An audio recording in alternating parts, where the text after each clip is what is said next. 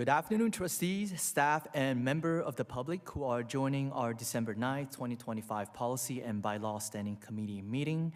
It is my pleasure once again to chair this committee for another year. This afternoon, we are going to start our meeting with our land acknowledgement. I would like to invite Trustee Lin to deliver the land acknowledgement. Thank you, Mr. Chair. Honor and humbled to be providing the land acknowledgement at the Policy and Bylaw Standing Committee. We affirm that we are all treaty people and acknowledge that the York Region District School Board is located on the lands of the two treaties. These treaties have been signed with the Mississauga of the Credit First Nation and the First Nations of the William Treaties, who are the Mississauga of Alderville, Curve Lake, Hiawatha, Schuylkill Island, and the Chippewas of Beausoleil, Rama, and Georgina Island, who is our closest neighbor and partner in education. To honor this agreement, we will take up our responsibility to be respectful of their traditions, knowledge, and inherent rights as sovereign nations. We will respect their relationship with this land and recognize that our connection to this land is through the continued relation with these First Nations. And we acknowledge our shared responsibility to respect and care for the land and water for future generations. Thank you, Mr. Chair. Thank you, Trustee Lin. And I'd like to also welcome all my trustee colleagues who are joining our policy meeting today. And also, I acknowledge that Trustee Kolosowski is online with us. And thank you for Trustee Lin as our ex-official, and also welcome Trustee Butterworth to join our meeting. Approval of agenda. Without objection, the agenda as presented shall be adopted. Is there any objection, trustees? Okay, without objection, the agenda is adopted. Declaration of conflict of interest. At this time, the chair would like to ask any trustee who has a direct personal interest or direct or indirect pecuniary interest in any matters being discussed by the board during this meeting to state the conflict and nature thereof. Approval of minutes of previous meeting. The minutes of the November 4th, 2025 Policy and Bylaw Standing Committee meeting have been distributed to all trustees. Are there any correction to the minutes? Seeing none, as there are no corrections, the minutes are approved as presented. Director's remark. Here, I would like to recognize Director Kober to provide his remark. Please go ahead. Thank you, Mr. Chair. I'd like to thank the committee for all their work in 2025. Here we are at the last policy meeting of the calendar year, and it has been a very busy calendar year for the policy group. So thank you very much. Policies for first review today, we have Policy 570, Pregnancy, Parental Adoption, Infant and Child Care Leaves, and the procedures included. Policies for second review today, Policy 577, Staff Progressive Discipline, Policy 320, Homework, everyone's favorite, and Policy 330, Literacy, for the committee's consideration, and we look forward to the dialogue. Thank you, Mr. Chair. Thank you, Mr. Director. There are no community delegation before the committee today, so we are going to move on to our first policy for first review. Policy 570, Pregnancy, Parental Adoption, Infant Child Care Leaves. The chair would like to recognize Policy Officer Alden Torres to share the policy for first review. Alden? Thank you, Chair Chen. Good afternoon, trustees. Today we have Senior Manager, Human Resource Services, Rosemary Cameron, to share updates to Policy 570, Pregnancy, Parental Adoption, Infant Child Care Leaves. This policy was last reviewed in 2018 and is now due for first review. This policy addresses access to and responsibilities associated with pregnancy, parental adoption, and infant child care leaves, and the policy applies to all board staff. The Education Act and the Employment Standards Act were reviewed, and no updates related to this policy were identified. This policy also reflects the board's multi-year strategic plan commitment to fostering staff well-being, inclusion, and equitable access to supports. We reviewed the policy and made some changes since it was last reviewed, specifically in the responsibilities and definitions section, as well as updating links to resources and additional documents. If approved by the committee this afternoon, this policy will be posted as a working document for 6 school months to gather public feedback, And with that, I'll pass it over to Rosemary for any additional comments. Thank you. Good evening. Sorry about my rusty voice today a bit. Good evening, Trustee Committee Chair Chen and all trustees. I just want to take you to the changes that was made into this policy. So we changed under the definition section the basic benefit to be in alignment with the trust that we are engaged with, the benefit trust. So those are the changes that we made. Not any major change in terms of eligibility. Eligible employees are covered under the associate applicable benefit trust for health, dental benefits. So that's the change that we made to be in alignment. And as well as under the actual definition section, we removed e-forms because that is covered under the procedures, as well as we have removed optional benefits, as that is covered under the trust area as well. So those are the changes that we made to this policy, and also to the procedure. We just also ensure that leave requests made through the e-forms, we made that point clear there, because we wanted to ensure that that piece is covered, because we removed that from the actual policy section to the procedure section. So those are the changes that we made to the policy to make it more clear to all. Thank you. Thank you, Rosemary. So once again, trustees, if you have any questions, I would like to remind you that the question must be germane to the policy, and also wanted to remind everyone to ensure that you speak closer to the microphone so we can all hear you properly as well. So trustees, you have any questions, you can raise your hand. I'll recognize you quickly. Trustee Estelle Cohen, please go ahead. Thank you, Chair. My question is, if two staff members, both parents of a new baby or an adopted child, ask for parental leave, is that possible? Or do the parents have to negotiate who takes the leave? They do. So just only one parent may take the leave. At a time, yes. Mm-hmm. Yeah. Thank you. Just Okay. curious. Thank you. Anyone else? Okay. All right. So as there are no other questions, without objection, the recommended motion shall be adopted, that in accordance with Board Policy 285, Board Policy Procedures and Supporting Documents, Policy 570, pregnancy, parental, adoption, infant, child care leaves will be circulated for comment for 6 school month. Thank you. Moving on, we are going to go into policies for second reviews. Today we have 2. Policy 577, staff progressive discipline. Here I would like to once again invite our policy officer, Alden Torres, to share the policy detail. Go ahead. Thank you, Chair Chen.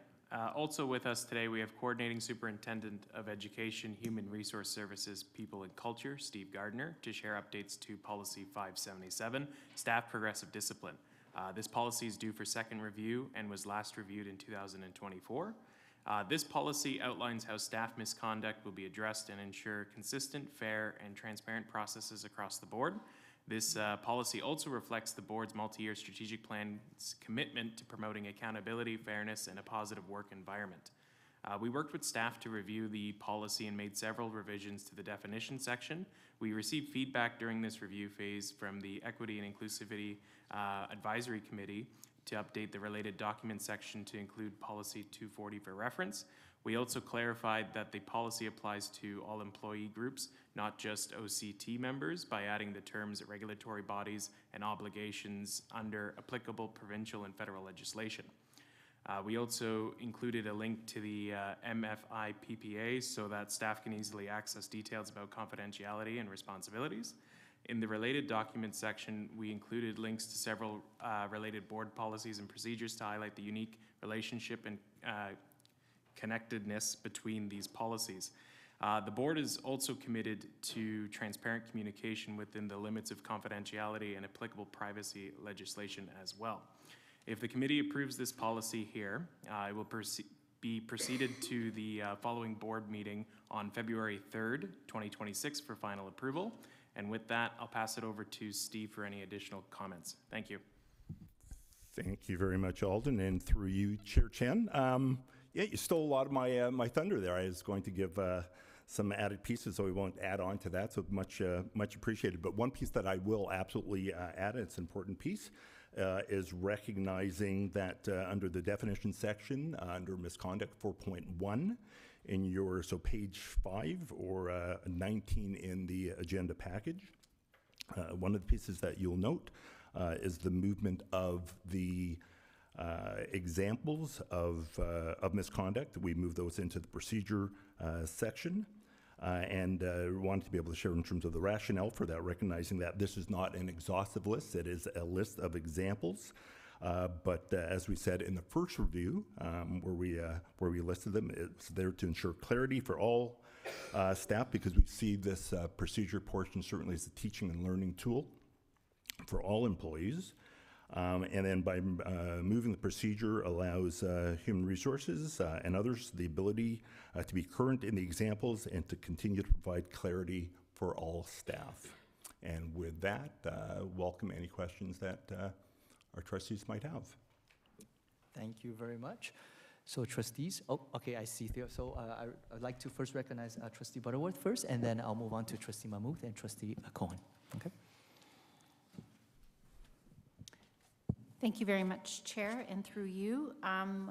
You stated, or one of you stated, that in regards to input to the policy, I believe you said EAC, like, was that correct? The EAC, so, okay, Yeah, the so I equity just want to make sure. inclusivity, yep. Did anyone else submit any input?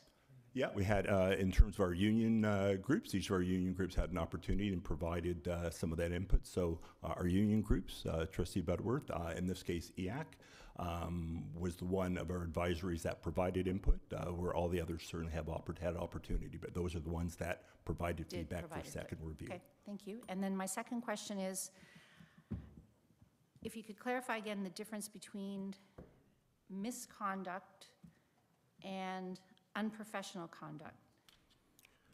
Just the clarification between the two, because they're separated. So unprofessional conduct would be more connected in terms of whether it's regulatory bodies. OPC, maybe in terms of for our clinicians and their regulatory bodies, just how we define that. So misconduct being an overarching, if you will, professional misconduct connected to the work in which we do by associations, professional regulatory bodies, if you will, organizations. Okay.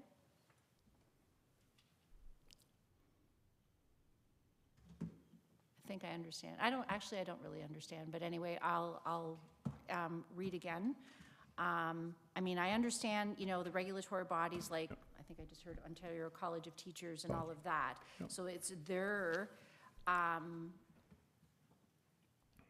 when we're talking about professional misconduct and unprofessional conduct, and then, I'm scrolling up and down, that's why and misconduct. Okay. Yeah, no, I want to walk away making sure that you understand. I do. I just don't understand why they're separate, I guess. Might I ask, through you, Chair Chen and Trustee Butterworth, just for my clarity and make sure that I'm not directing the wrong way, the question was around why do we have the overarching definition in the policy section of misconduct, yet in the procedure section, when we talk about professional misconduct as per regulatory bodies. Yes. So one of the reasons that we were purposeful in separating the examples, the 8 or 9 examples with professional misconduct, felt the importance by adding really, as I said, examples of. So if we want to be able to use this as a teaching tool, a learning tool for any of our employees, misconduct in and of itself, broad, examples of misconduct connected to professional Yeah, I get bodies. the misconduct pieces. It's just, I guess, why they have, it's their own sort of separate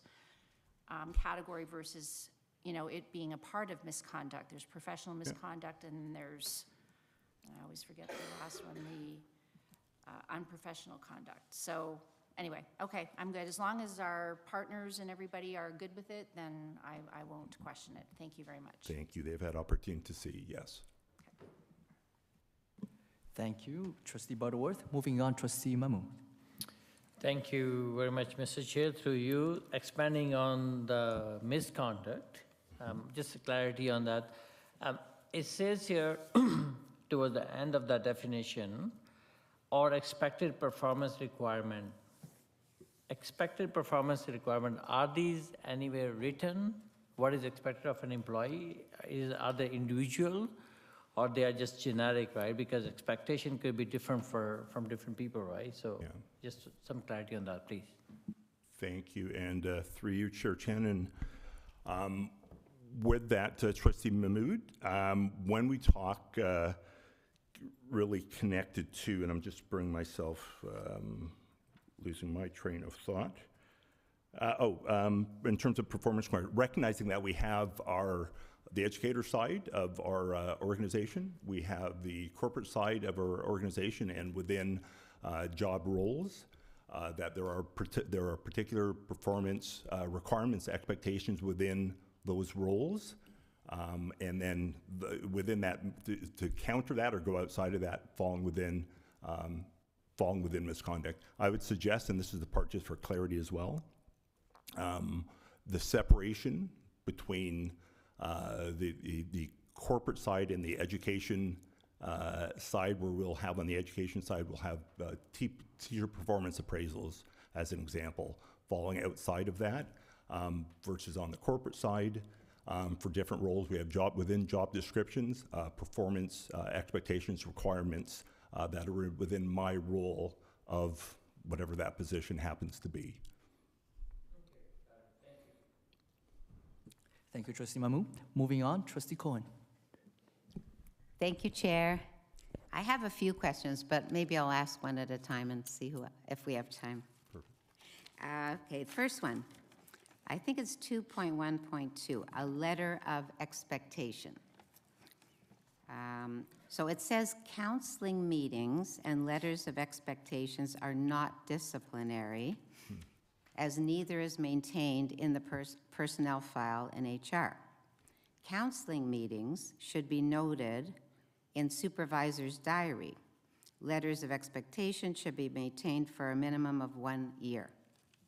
So my question is, if these are non-disciplinary, can they be used at any further time to contribute to a disciplinary meeting? In other words, what if the supervisor removes the letter of expectation after a year, and then the same behavior reappears? Does the letter still count, or can he or she use their memory to remember that it was in their diary? So can it lead to discipline even though it's considered non-disciplinary? It seemed a bit confusing. Thank you. Thank you, Trustee Cohen, and through you, Chair Chen. So if it falls, so that time-bound 1 year, if discipline if it falls outside of the bounds of the term of the 1 year, I suggest that it is out of bounds.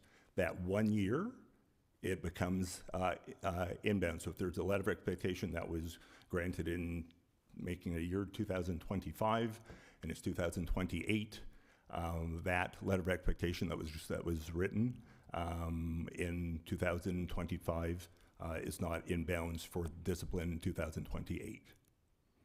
Does that provide clarification?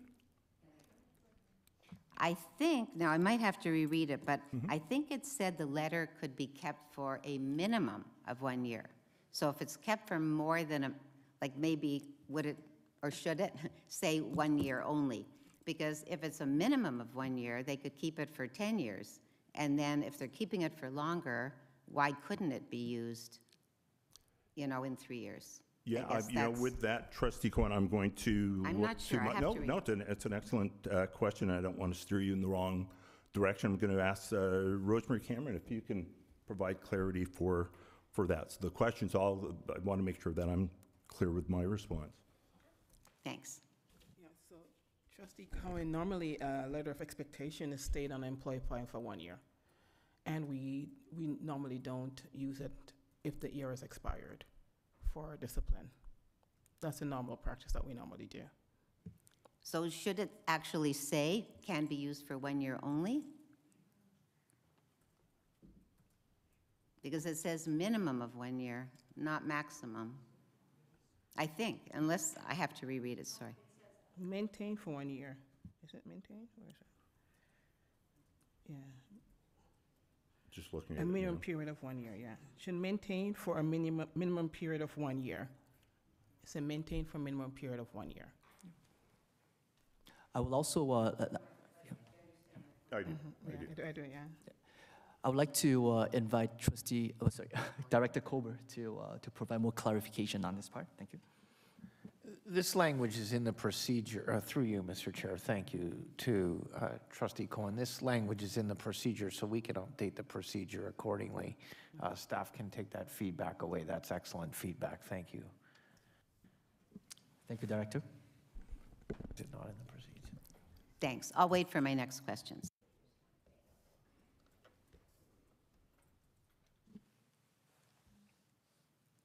Okay, so moving on, we can move on to Trustee Sinclair. Dr. Sinclair, please go ahead. Do you mind, Doug? Okay. Thank you, Trustee Chen. Just a couple of questions, and it should be easily answered. Were the union or the federation involved in the input in this, and when? Were they involved? So through you, Chair Chen, Trustee Sinclair. So yes, our unions, after first review, had an opportunity to provide input, and then during the second window, that gap, we received feedback that was incorporated by our union groups. Okay. And the next question is, how will the staff be informed of the changes and how it affect them?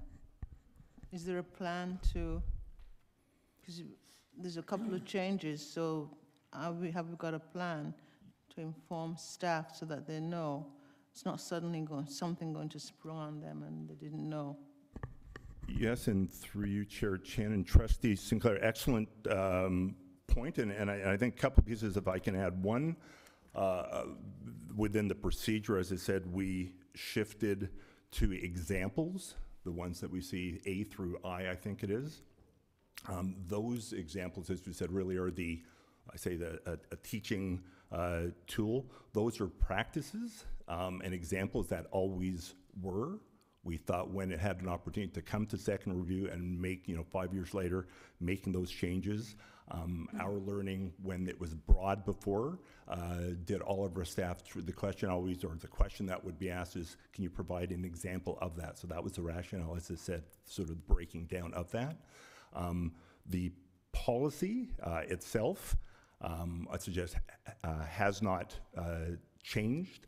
Some of the language has. The clarity around specificity by way of examples and then the procedure has changed.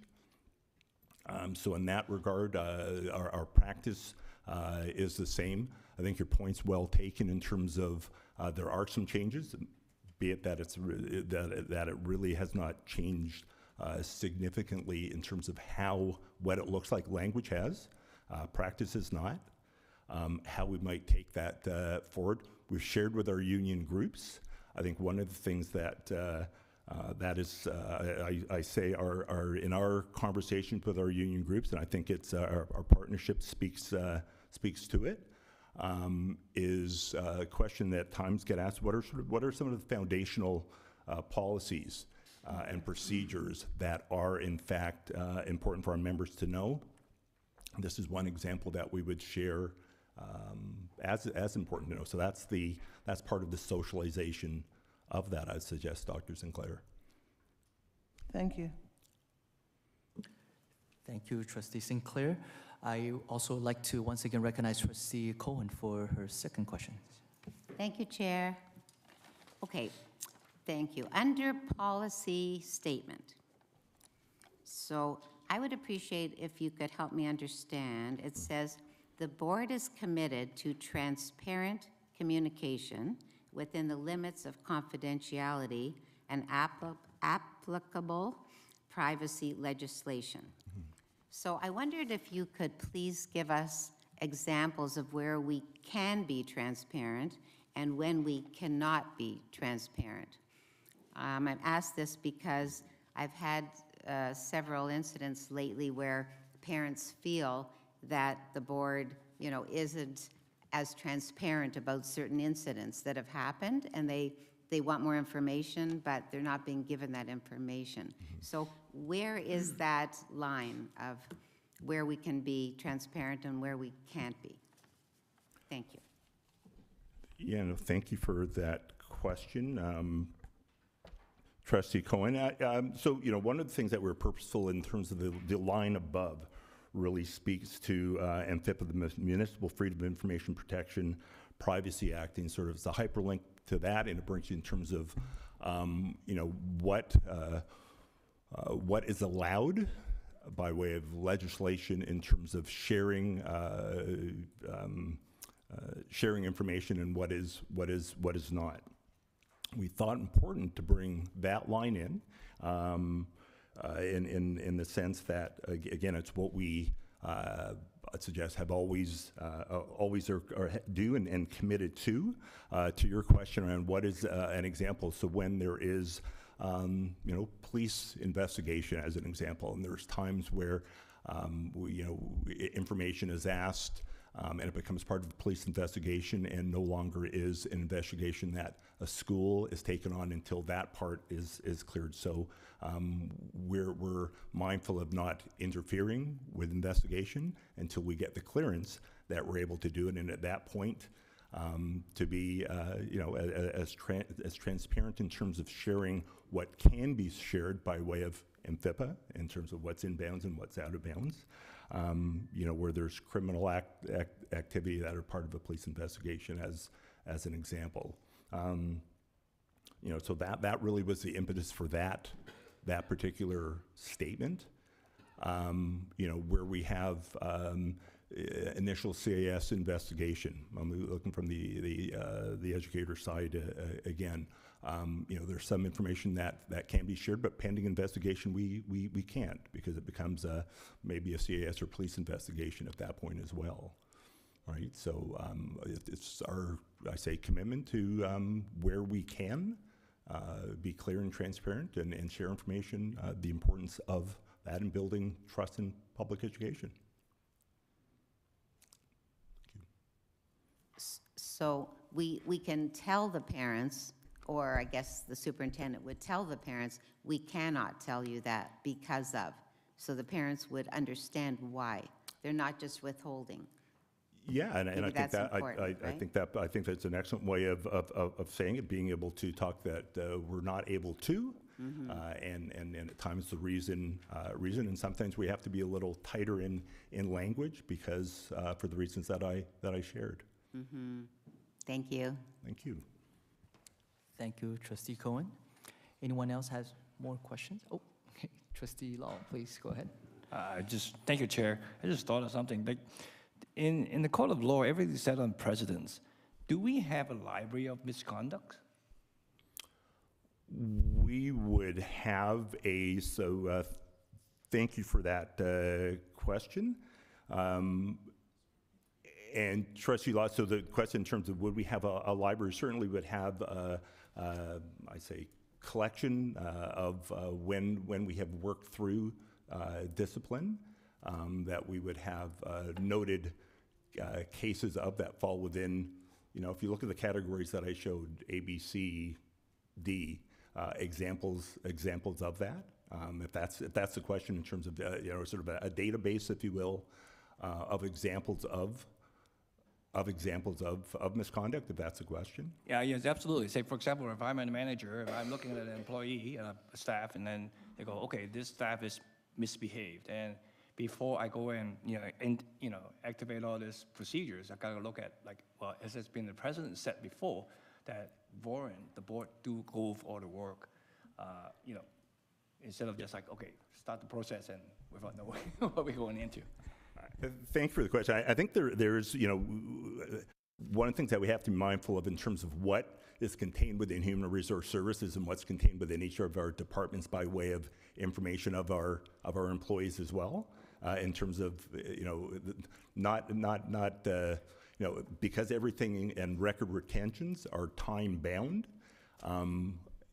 something 10 years ago that may not, that sort of falls outside of that timelines. As manager, as you said, is that information that I should know, and I suggest that there may be some pieces that it is, and other times falls within HRS to have, but not necessarily within that particular manager.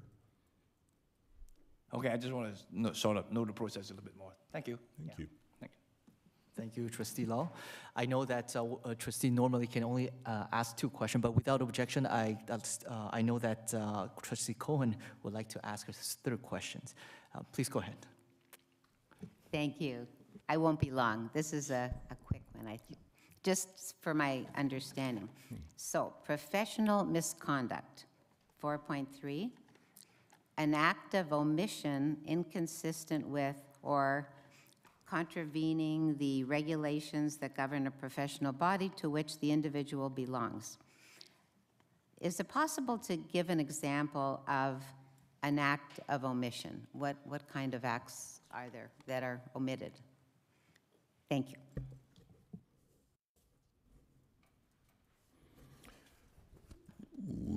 Through you, Chair Chan and Trustee Cohen, let me take a moment to think of an example, unless Ms. Cameron, do you have an example? She's nodding. Yeah.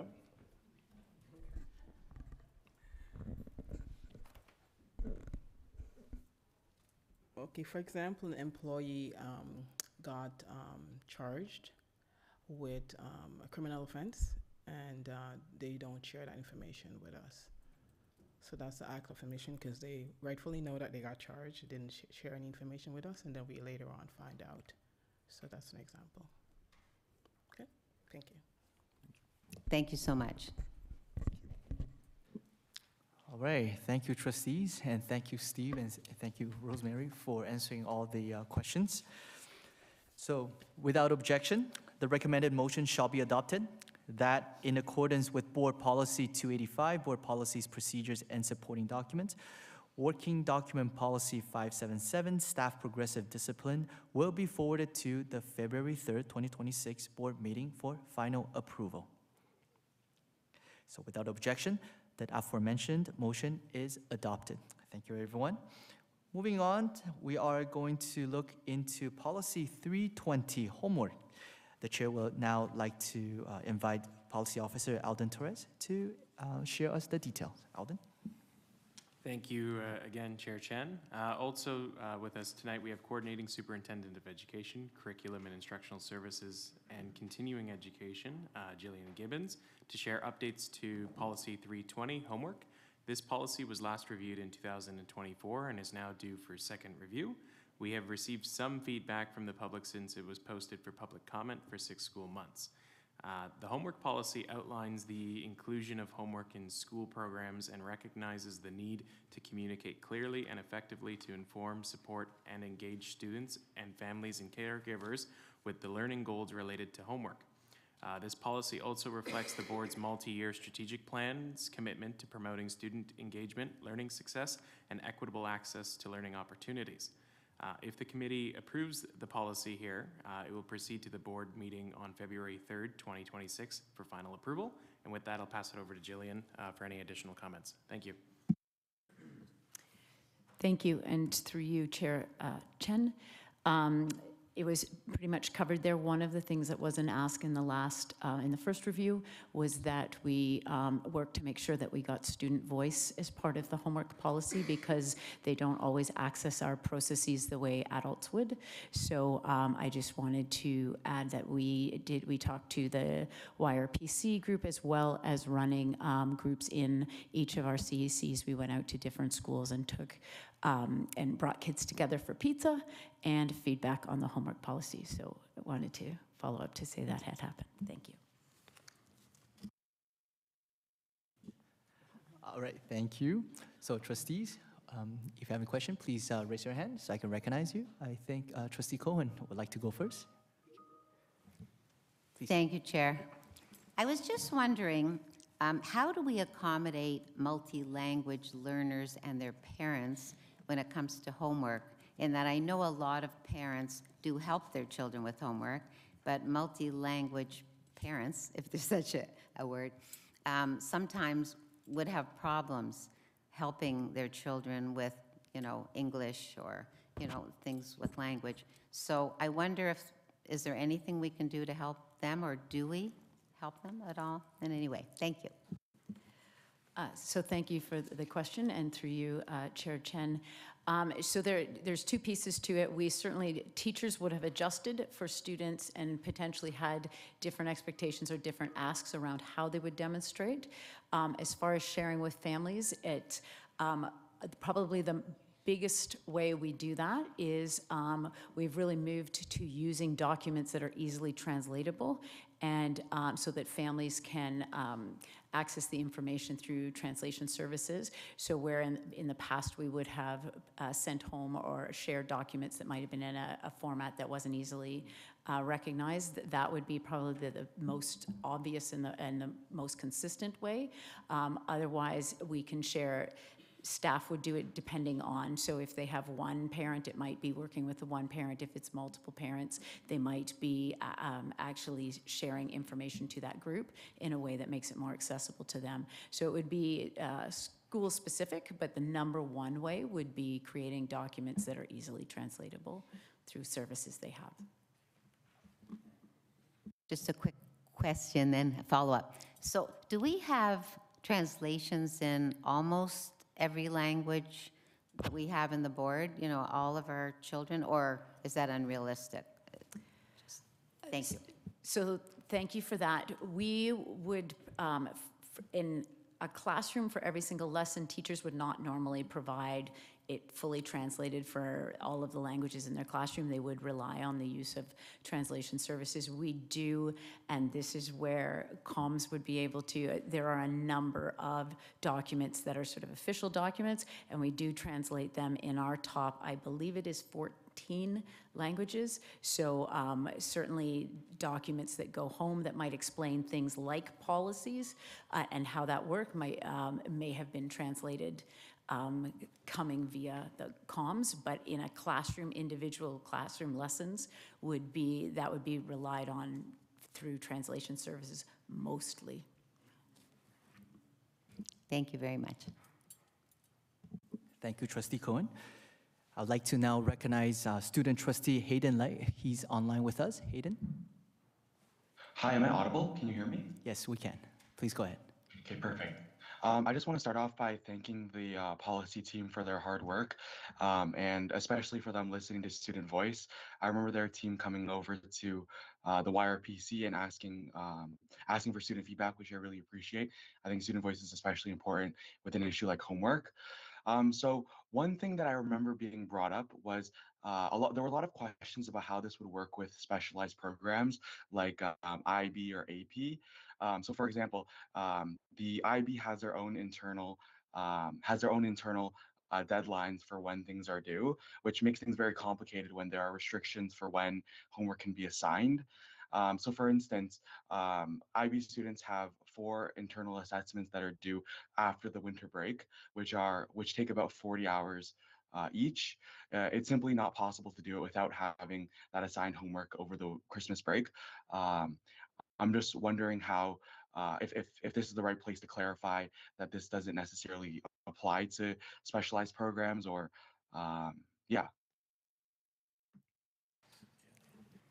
So thank you for the question, and through you, Chair Chen, when you do enroll, you're absolutely right. Hayden, when you do enroll in specialized programs for where the assessment components are dictated by an external organization, we don't have the ability to control that.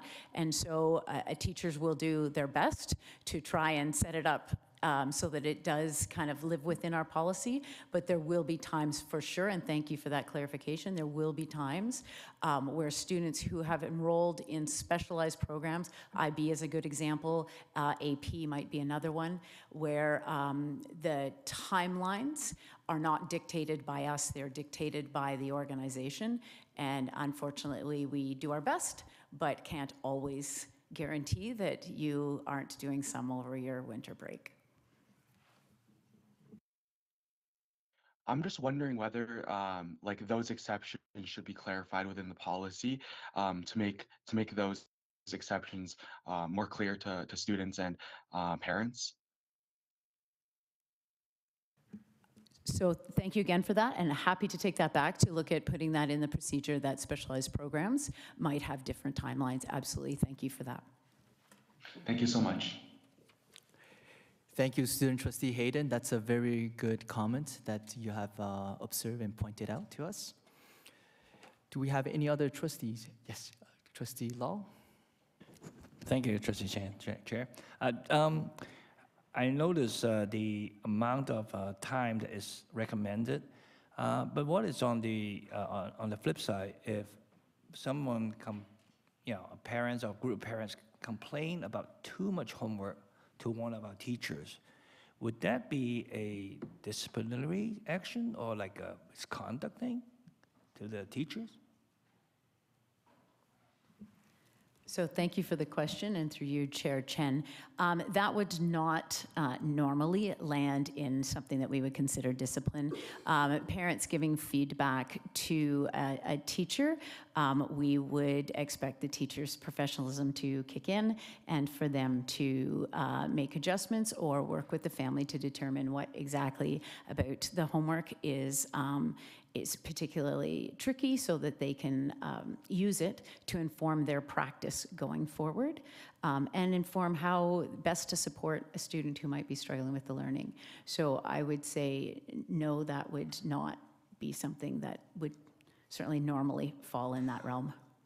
Oh, thank you for the clarification, thank you. Thank you, Trustee Law. Okay, Trustee Cohen, please go ahead. Thank you, Chair Chen.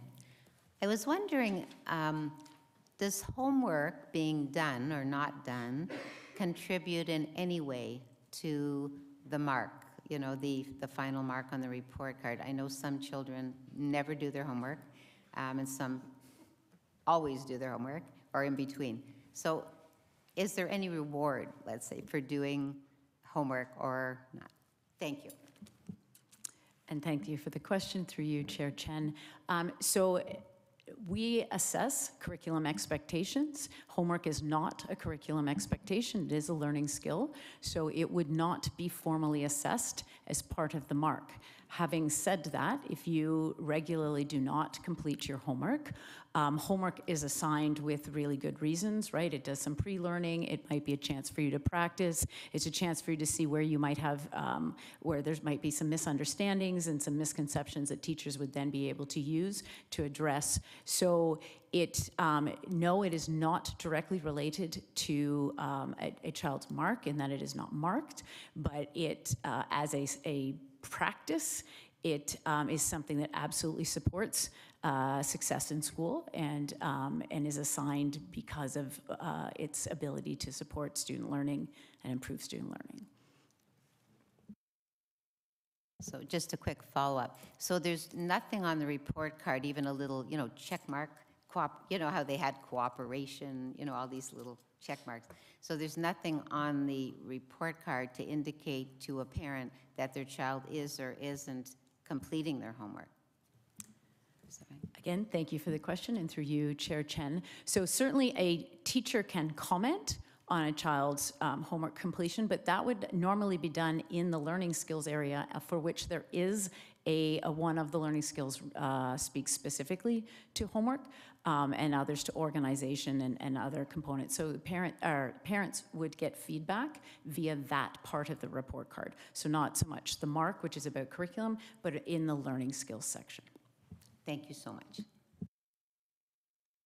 Thank you, Trustee Cohen. Anyone else? Okay. I'd just like to share a quick story that while reviewing this policy, my 10 years old grade 5 daughter, she also provided her comment, which she said no student at YRDSB should have homework and we should all learn through video games. And of course, I told her that Director Kober will probably not approve that kind of policy. And even if we do, Minister Calandra will not let us do that either. So thank you very much again, staff. Oh, sorry, Trustee Sinclair, please go ahead. In saying that, what had just dawned on me, could there somewhere in the policy, because students are taking the time to do it, because it could, to me, homework is more or less connected to the learning goals, so that teachers could comment and say that they understand the program or they know all about it. So somewhere in the policy, we might consider it, because, you know, Trustee Cohen has a point. Students spend a lot of time doing the homework and then it's not considered. But I know it is, because it's part of the learning goals which teachers have to comment on. So we might want to, and I don't know the wording, so that it might be something you might want to take back. Do we need to add a little something in there about the learning goals to help, so that there's some kind of reward or intrinsic something? Just a thought. And thank you for that feedback, and through you, Chair Chen, I certainly take that away. There is no, as far as growing success goes, there's no ability for us to mark homework as it's not a curriculum expectation, but I like your suggestion. I need to think again also about the wordsmithing, about just understanding that feedback related to homework and the impact of homework shows up within the learning goals and within learning skills, and then also within supporting the teachers' the learning goals within the classroom. So thank you for that. I take that away.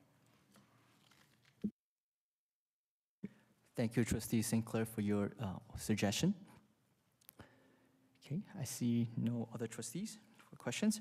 So then, without objection, the recommended motion shall be adopted, that in accordance with Board Policy 285, Board Policies, Procedures, and Supporting Documents, Working Document Policy 320, Homework, will be forwarded to the February 3rd, 2026 Board meeting for final approval.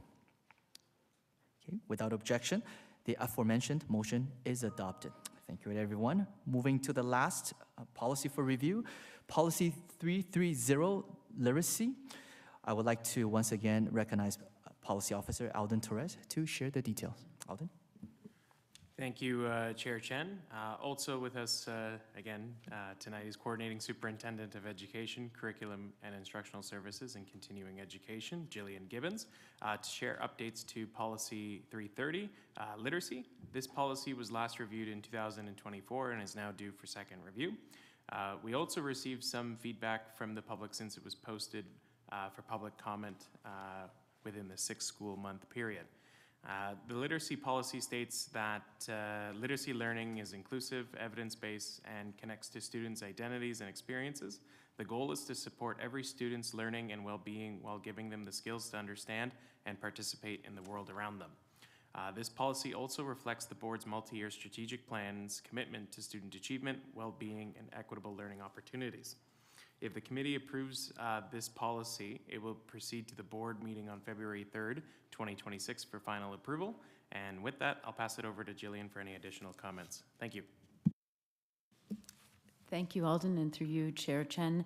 The literacy policy is a policy specific to literacy, as it is cross-disciplinary, so in all subject areas. How does literacy impact us in all of the different subject areas? So I just wanted to clarify that it isn't just about reading and writing within one area. It is across all disciplines. Thank you.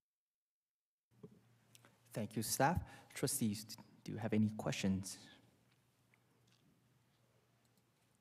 Trustee Cohen, please go ahead. Thank you very much, Chair. I was just curious, who selects the texts that go on this tool and the resources? Is there a department, and how often is it reviewed? So thank you for the question, and through you, Chair Chen. We don't have a list of resources that we have a text selection tool, and the tool just helps guide teachers in making decisions about whether a resource is appropriate for their classroom at that time. So looking at the age group, looking at the, how many of the children in there might be multilingual language learners, how many of them have been with us, what big thing, age is a big one. So is the language accessible in the actual resource? So the text selection tool, there is no list. It is determined by the classroom teacher based on, and what the tool does is guide their thinking to help them make a decision about whether this is the right tool at this time for the learning that they're wishing to teach. Just a little follow-up. So I remember at one point there was some elimination of certain books that we thought were inappropriate, and they took them off they took them out of schools. Do you remember? I don't know if you remember that. And I'm just wondering, like, who makes decisions like that? Because, I might think this one is great, and someone else might think this one is terrible. Like, who makes these decisions about what kids read, and even in textbooks, who decides which ones are appropriate at this point? These things change, I know, regularly, but just curious how it's decided. Thank you. And thank you for the question, and through you, Chair Chen. There's sort of two pieces, I would say, to that. So in, for instance, libraries as an example, the librarian would regularly look at their stacks, look at the books that they have there, and determine whether, because they're always adding. At some point, you run out of space, so there's some thinking about, is this a book that's maybe not being accessed as often by students? Is it a topic that is no longer kind of what we're reading about particularly? So they might be removed for reasons that have nothing, we don't have a problem with the book, we've just run out of space and it's not a high circulation book. But the librarian would do assessments, same thing, using a text selection tool. There were, we didn't have anything where we said books needed to be removed.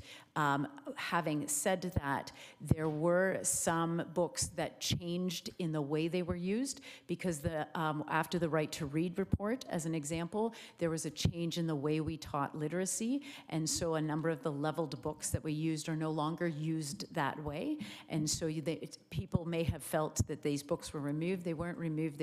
We brought them back in, reassessed them based on the Right to Read reports kind of criteria, and we repackaged them. So we brought them back saying they actually address these aspects of literacy learning, so phonetic awareness or phonological learning. So that repackaging happened, and in some cases, some of the books wouldn't really necessarily have met the new literacy teaching in a way that we found effective. They might have been put to the side. Was there a problem with the book?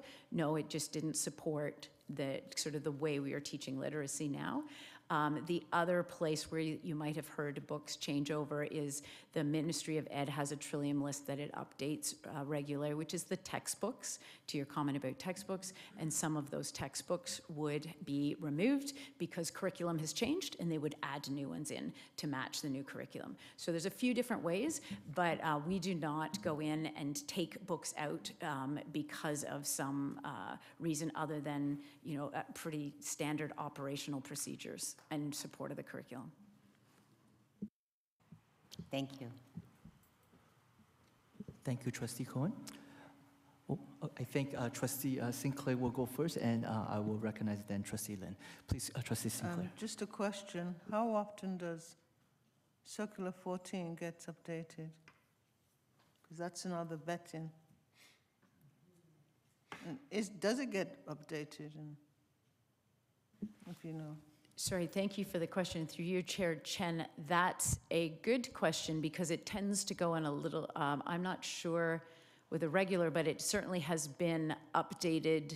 It'll be updated because of changes in things like curriculum, like the Right to Read report caused some changes. So I'm not exactly sure what the timeline is for that. I can go and find out just for curiosity's sake. but it often can go out of a cycle even because of changes in curriculum or changes in the way we approach types of learning.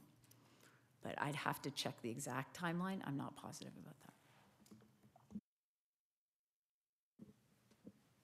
Thank you, Dr. Sinclair. I would like to recognize Trustee Lin. Please go ahead. Thank you, Mr. Chair. Just to comment, I was at the Learning Equity Symposium and speaking with some educators, and I'm happy to hear that we are implementing the literacy test for the younger age student to ensure that they are up to the standard or they are receiving the support. If they are not, that's my first comment, so thank you. I'm happy to hear that. My comment number 2 is back to Trustee Cohen question. It is a procedure which is, I'm reading through 2.9, 2.10, 2.10, and 2.11. It says school council are invited to, community partners are invited to, and families caregiver are invited to. Some of the policies more and procedure more staff-driven, but this one here, literacy, we encourage families to engage. So I'm seeing this procedure talking about school council, community partners, and family caregivers are invited to. I think in the lens of discussing this policy and procedure, we could generally give a good friendly reminder to our administration team that this is a collective effort on top of the educators, so we can enhance our families to support their student literacy. So that's just my comment. I'm seeing 2.9, 2.10, 2.11, which I'm happy. Yeah, and thank you, and through you, Chair Chen, I really appreciate you highlighting that, because that is a key piece of the work that we do every day with families and in support of their children and their children's learning. So thank you so much for highlighting that. Thank you, Trustee Lin, for your comment. Anyone else? Okay. So without objection, the recommended motion shall be adopted, that in accordance with Board Policy 285, policies, procedures, and supporting documents, Working Document Policy 330, Literacy, will be forwarded to the February 3rd, 2026 Board meeting for final approval. Without objection, the aforementioned motion is adopted. Thank you very much, everyone. This marked the end of our second policies for second review, and now we are going for information items. Before the committee is the draft policy review schedule for 2026. I would like to recognize Policy Officer Daniel Roberto to present an overview. Daniel? Oh, Alden? Thank you, Chair Chen. I'm happy to take any questions if trustees have any. Thank you.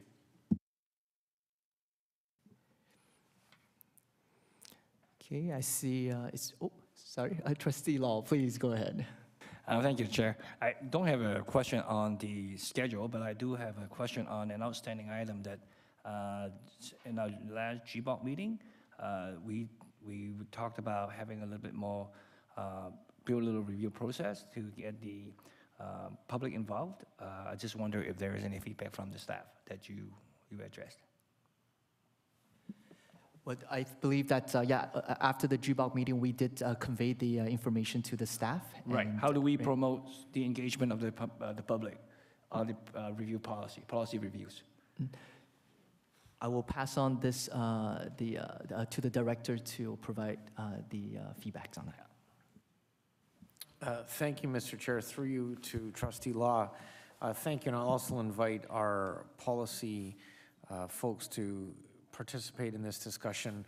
Through our circulation of policies with some of our advisory committees, we have found to be very resourceful and supportive of engaging more members of the public in the policy review and specific selected policies that would be appropriate for their membership to be participating in. We have been finding greater engagement with that. Although all of us in this room are very engaged in policy, generally speaking, it's not something that folks are thrilled to jump in on, but we have had some success with engagement through our committees, and having select policies go to particular committees have been very resourceful. So it's been an advanced step forward for us, and thank you for your advocacy, because I think it has helped in getting greater engagement. I'm seeing Coordinating Superintendent Howe's nod, because I've been in SEAC meetings where she has brought forward policies, and we've had greater robust discussion and feedback from the policies through that process. So pleased to share that that has been one particular avenue. And we continue to broadcast opportunities for policy contribution, as you can well imagine. And like I shared, some broadcasts do yield some success, but some do not. But that is a part of the process. I don't know if the policy team has anything further to add to my commentary on how we've gone about this. Daniel Alden, please jump in if I've missed anything. Thank you, Director. I'd also like to highlight too the use of the digest when we send out working documents to folks once they're approved from committees. So staff have the opportunity to look over it as well. And to the Director's remarks too, Daniel and I have a few meetings with some advisory committees in January for the year ahead. Thank you. Okay, thank you, team. Thank you. I'd like to recognize Trustee Lin. Thank you, Mr. Chair. I think as long as trustee exists, as part of the Board of Trustees, the main responsibility is to promote public engagement for policy, right? This question will be continue to be asked to the respective staff, and I have heard this question ongoing. I think we are doing, as a governance and operation, collective effort to engage, and then I think of the school council again on certain policy that could be more directly related to families. I think Trustee Law we have advisory, but I think Trustee question, correct me if I'm wrong, is that how do we engage a broader community on top of our prescribed advisory committee? So, but thank you, policy team and director, for your answer, and I just want to provide that we definitely want more public to engage in our work. Thank you. Thank you, Trustee Lin, for your comment. And I believe that is definitely a collective effort that we all contribute towards to make YRDSB better every day. Thank you, everyone, for participating at today's policy meeting. The meeting is adjourned today, and our next meeting will be held on January 13, 2026. So if we don't see each other, I would like to wish everyone a happy holiday, happy Hanukkah, happy Kwanzaa, and of course, Merry Christmas. Thank you. Have a great evening. Bye-bye.